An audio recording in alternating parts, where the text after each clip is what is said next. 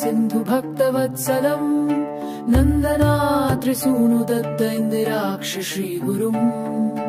गन्धमाल अक्षतादिवृन्ददेव वन्दितम् वन्दयामि नारसिंह सरस्वतीश पाहि माम्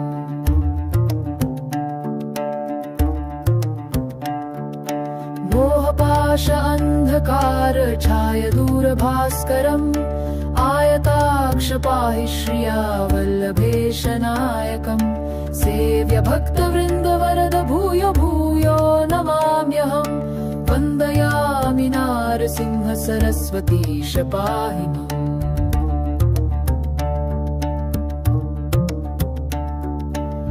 चित्तजादिवर्ग षट्कमत्तवारणाङ्कुशम् तत्त्वसार शोभितात्मदत्त श्रिया वल्लभम् उत्तमावतार भूतकर्तृभक्तवत्सलम् वन्दयामि नारसिंह सरस्वतीश पाहि माम्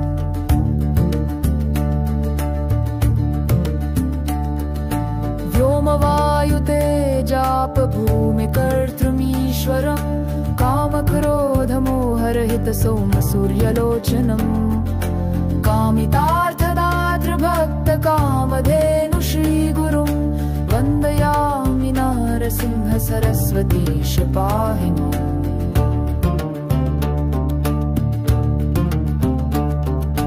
पुण्डरीक आयताक्ष कुण्डलेन्दु तेजसम्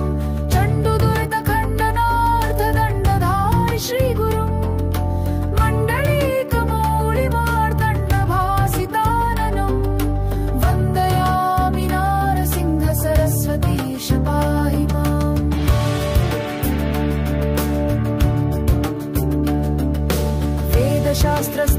वेदशास्त्रस्तुत्यपादादिमूर्ति श्रीगुरुम्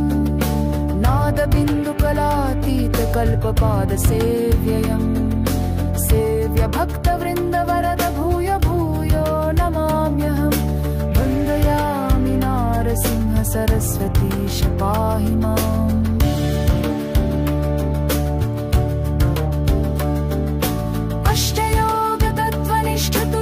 अष्टयोगतत्त्वनिष्ठतुष्टजानवारिधिम्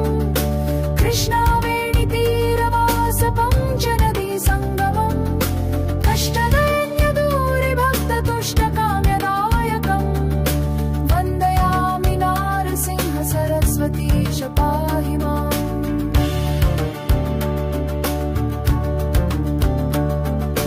नारसिंह सरस्वती नाम अष्टमौक्तिकम् हारकृत्यशारदेन गङ्गाधरात्मजम् धारणीकदेवदीक्ष गुरुमूर्तितोषितम् परमात्मानन्दश्रिया पुत्रपौत्रदायकम्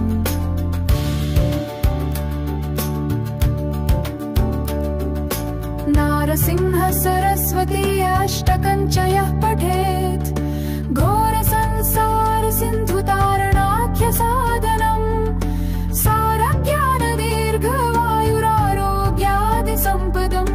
चारुवर्गकाम्यलाभवारं वारं यज्जपेत्